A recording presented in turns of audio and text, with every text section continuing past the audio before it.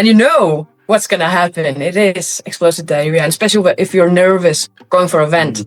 It's not a good thing to get a high fiber or high fat before an event. Today we have a special guest. Evan Lynch is a sports nutritionist from Ireland and has his own clinic, Southeastern Clinic. He has also a very interesting and good podcast, Fuel Better podcast. You can listen to that on Spotify or any other platform that you prefer.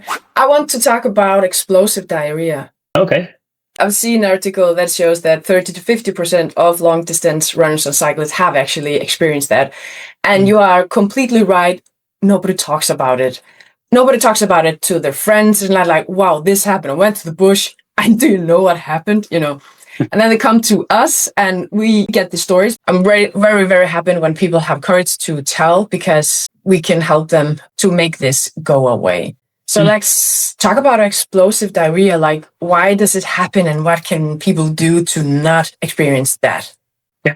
When you exercise, gut function changes. One of those changes is whilst your stomach itself slows down, bowel motility speeds up. So things move through your bowel or your large intestine far quicker, meaning your body has less time to pull water out of it and pull micronutrients and some electrolytes out of it. So it's quite osmotic and it's quite bulky and it moves quick, hence urgency and explosivity. So if you have an awful lot of fecal mass in your gut, and if it's in the descending colon, so that's your left-hand side, it's on the way down.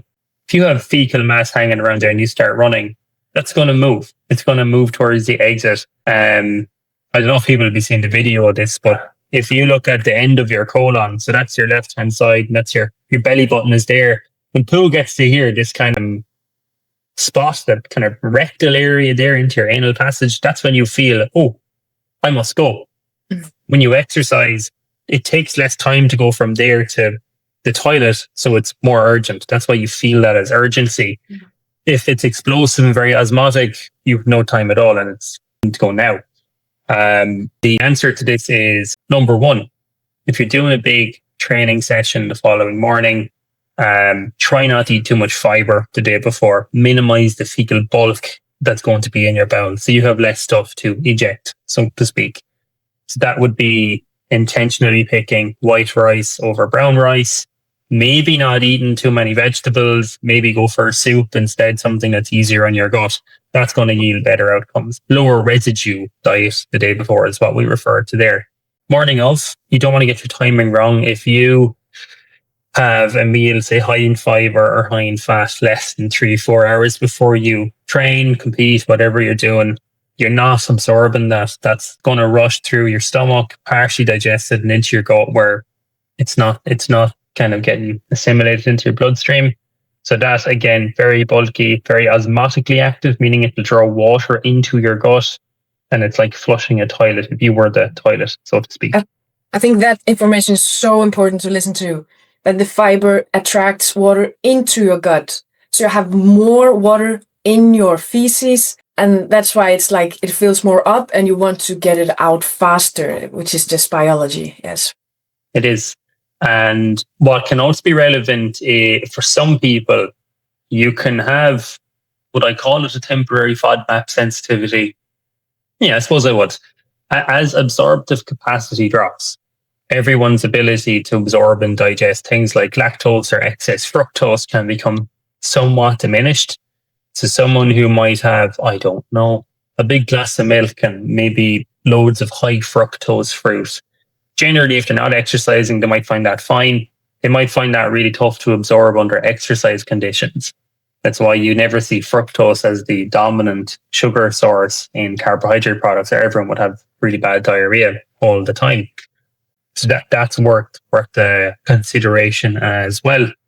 This generally boils down to me advising athletes eat Cocoa Pops and bagels and things like that, which, because I'm a dietitian, people initially find as unusual, that it's very unhealthy. That's why are you telling me to do that? When we explain the mechanisms and the reasons, they're on board. But it would be why I wouldn't probably be an advocate of people eating porridge or, I don't know, avocado toast or any of that kind of stuff before a workout. You're just asking for problems.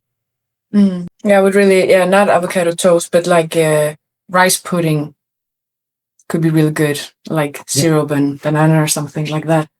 Yeah, all that kind of stuff. It's a good example of how sports nutrition and, say, the food pyramid or standard healthy eating guidelines are conflicting or seemingly contradictory, but context is the most important thing to consider there above all else.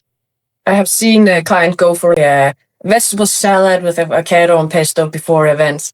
And you know what's going to happen. It is explosive diarrhea. And especially if you're nervous going for an event, it's not a good thing to get a high fiber or high fat before an event.